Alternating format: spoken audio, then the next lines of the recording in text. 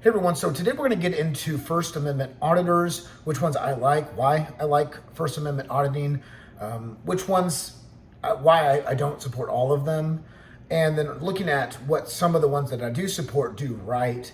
So let's just jump into this. First of all, we have all these, for those who don't know, freedoms in the Bill of Rights, which were the original part of the Constitution. The first 10 amendments were the originals. And then what you have is in the First Amendment, it's the very First Amendment here. So it's, to me, if you're ranking them from priority, one of the most important ones. You have freedom of assembly, freedom of press, freedom of speech. So with the freedom of press, you have the right, just like any journalist would, anybody can be a journalist. Anybody can write up things for press, etc. So it's very important that we understand where you can do that, where you can't do that, and to educate on these freedoms as well. So the first thing I'm gonna say is that we're testing these rights in the real world. Once again, if you don't use your muscle, you lose it, right? Atrophy. The same thing happens to rights. In fact, you're probably still gonna lose your rights, and we are losing our rights every day here in America. Whether we use them or not, it might just slow down them, especially as we educate, maybe we can gain some of these freedoms back or protect some of them. So testing them in the real world is very, very crucial, right? And in that case, auditors are usually going out into public places. You have the plain view doctrine, right? Which is if you can see it from a public place, there is no expectation of privacy. And so forth, anything you record from a public space, even if it's private property, technically, you are able to do it. It's on the person who wants to have their privacy to protect it. You put up something in your window, et cetera, to block, right? So if you're doing something in your house you don't want people to see, you need to close your blinds, right? It's different if they come onto your property, your private property, and try to infringe on that or spy on you. In that case, that would be what we would call in our society illegal.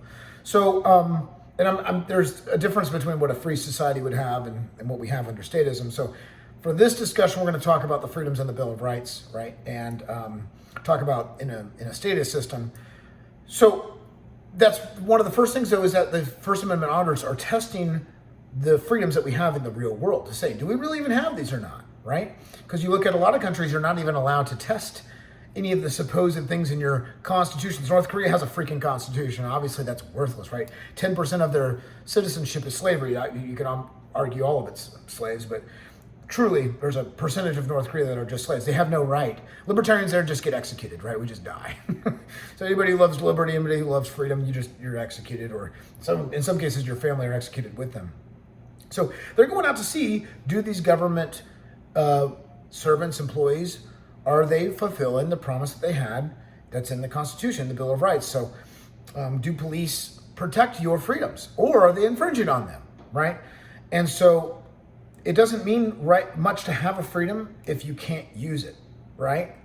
So this tests that in real theory. This also exposes gaps in training and in policy, right? So you'll see in a lot of these First Amendment audits, people, or the police especially, have no idea the laws that they're enforcing. To be fair, there's a million laws out there. I'm not saying that they're not lawyers, they're not able to just go around knowing every single law, but it's just pretty basic stuff on a level, right? Especially since it's the First Amendment, the thing that we're all supposed to be living under in the United States. So it helps audit those public employees and hopefully get internal training or policies updated internally. And there's a difference between policies like in the post office, for instance. You might have something that's written down by the postmaster saying, please don't record it here. You're not allowed to. But that doesn't trump the law of the land, which is in the United States, the Bill of Rights in the United States Constitution. That trumps any and everything that goes underneath that, right? So that's what I would consider the second most important part of First Amendment auditors is training, not only testing, but also seeing where those gaps are and being able to retrain and hopefully update policies so that they're not contradictory and not infringing on the Constitution of the United States. They also give us the transparency without needing that permission, right? So you shouldn't have to go around and do this oversight and these formal complaints. And these auditors, they operate independently, right? So it's not like there's some institution out there that necessarily does this. There could be in the future. And I think in a free society, you'd actually possibly even have a quality assessment thing like that. But supporters value that they don't need approval for the freedoms that they're supposed to be evaluating, right? So it creates that transparency and that accountability, hopefully, not always. There's some institutions out here, if you watch some of these channels, corrupt people, corrupt cops, corrupt systems, corrupt judges, corrupt judicial systems, the whole thing, right? And so, of course, in many cases, prosecuting attorneys are along with this too. And this leads us to his fourth thing, which is they're supposed to deter from this misconduct, right? So the presence of a camera can definitely change the behavior of another person, right? When they're on camera, they will act different. And even like critics of First Amendment auditing admit that public filming shows where legal institutions are weak, right? So going back to number 2, which is where those gaps are. And it's in an attempt to really deter the misconduct in the future, right? And that is driven by number 5, which is to spark the public education in general. I guess you could say public education as far as every single person, we all need to learn our freedoms under the Bill of Rights that we live under here in the United States and try to hopefully protect the freedom. I'm not saying that you have to support all the Constitution, but the freedoms, especially in the ones in the Bill of Rights, you definitely need to learn those and understand them. It goes down to things like the Miranda rights and when you're arrested, what you can do, what you don't need to do. So very important when done right, this education tool can spur so many positive things down the road. So this also helps case law. So these First Amendment auditors know the law better than the police in many cases. And I think it's also faulty to say, because some of them just are doing this for views, right? There's some First Amendment auditors, they're not there to educate. But I think most of them are. And so I wanted to touch on some of the ones that I found to be the most beneficial, the ones that I like to support. And maybe you can get behind them as well.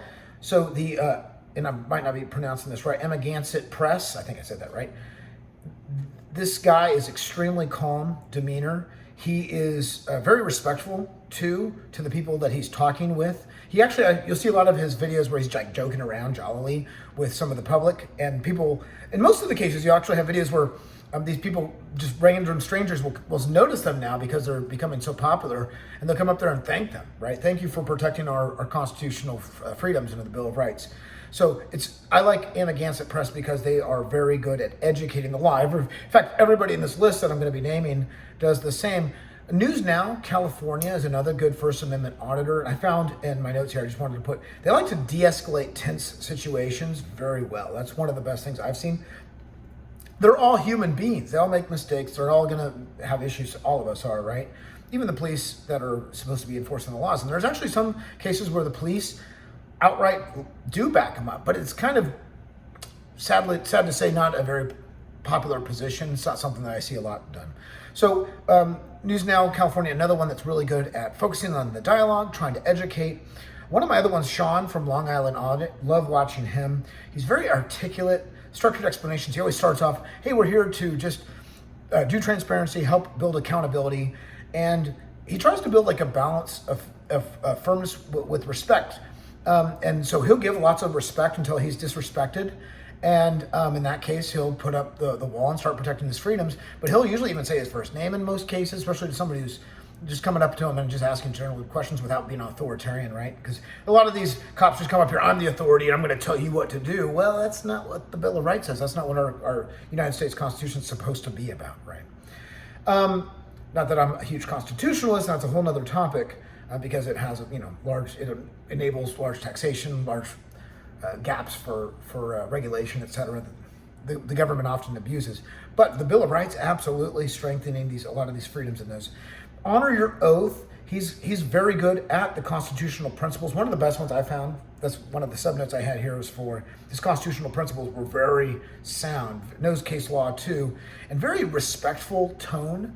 I found that the way that he talks to people is just, it's built on not theatrics, but like really accountability. And so that's one of the main driving things I like. Once again, a theme that you're seeing here, being respectful, being educational, right? Trying to de-escalate, because in most cases, the cops will come up, huge escalators, and they kind of are able to calm it down. Another one very similar to this is James Freeman.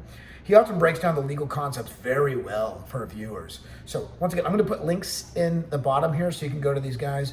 But you'll notice, a lot of these people that I'm mentioning here, when you go to watch their videos, they're not trying to be confrontational. In fact, when police or whoever comes up to them and is respectful and says, "Oh, you're right. That is your right. Hey, have a nice day." Man, they're so nice. They'll even shake hands. Thank you so much, and for leaving me, for respecting my rights, because it's kind of a rare thing. So very good. In what's happened, and I'm actually kind of shocked that there's so many police departments. This should be one of the very first things that when you get into the academy that they teach you. Hey, watch these First Amendment auditors, not because they want to go get them. That's sadly one of the things that they try to do, and they just try to label them as they're just trying to get a lawsuit out of us to milk the taxpayer for money. That's not really the case. In fact, people like Sean and some of these other guys, they'll file these things only when they really are pushed to the wall. So they're really there to try to educate. That's the first goal here. So I think a lot of them are getting the views the right way. So I will say that ordinary people should have the ability to actively test their freedoms out in public. And if that is stolen from us, then the United States is not anything that we really want to try to act like it's all high-minded. I know there's other problems in America and the United States in general. But we need to make sure that these First Amendment auditors continue to succeed, because if they fail, all the rest of us and all the freedoms that we do have, whatever you'll say about the freedoms we still have, they're pushing the boundary forward, right? It's like the frontier possibility curves on an economics chart. Very important to keep that, hold the line, right? As they would say in what was that? Not 300, maybe Gladiator. So we have to support First Amendment auditors, and just the First Amendment. When you're supporting the First Amendment auditors, you're really supporting your freedoms, the things that made America so much better in the beginning, although we still had chain slavery and some other horrible things. This is a very good thing that we can get behind. Free speech, freedom of press, because you don't need journalist credentials to go out and record. You should be able to just walk down a public area and record. And that's the thing. You don't have an expectation of privacy. You who's going to be watching this and disagree with all this, you don't have a right to go up and touch anybody else. If you come up and tell them that you don't want to be recorded, it's kind of like the dumbest thing. Right? If you don't want to be recorded, don't come across the street from wherever football fields away, get right up in the camera's face and be like, "Don't record me." You're not helping your case whatsoever. You look like a fool, a Karen, whatever. Darren, I guess, is the male version of Karen. So the strongest things we can do is get behind the ones that are calm, informed, educational, respectful. And so that's what I think the ones that I put below here do, and I hope that you agree with me. Tell me where you disagree. I want to hear your opinions on First Amendment auditors below. Maybe you'll change my mind on something, right? I'm not a perfect human being. I'm a mortal just like everybody else. But I think we need to defend the Bill of Rights freedoms that we do have, because once we lose those, we lose what made America so much better, what gave us the freedoms that we had to have such a strong industrial revolution, to have such a peaceful society, and such prosperity that we have today. Thanks.